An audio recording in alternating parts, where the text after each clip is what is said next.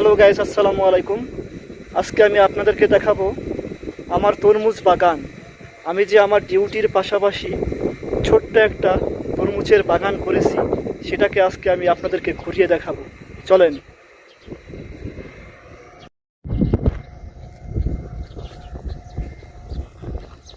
এই যে দেখেন, গাছগুলা কি সুন্দরভাবে হয়েছিল। মাঝে কিছুদিন আগে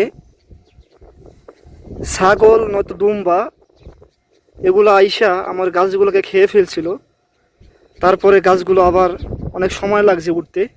এই যে দেখেন, তরমুজের তরমুজের যে ফুল ফুল বাইর হয়েছে। ছোট গাছ, প্রায় 40 দিন বয়স। তো ভিডিওটা কেমন হইলো জানাবেন। মরুভূমির মাঝখানে ভাই পানি, সৌদি আরবে পানির অনেক দাম। তো ঠিকমতো পানি দিতে পারি না, পানি না থাকার কারণে। কোনো ফাঁস, কোনো সার ঔষধ ছাড়া ভাই এত সুন্দর একটা তরমুজের বাগান হয়েছে। কোনো সার ঔষধ ছাড়া, কোনো কিছু ব্যবহার করি নাই। Authentic pure, authentic pure.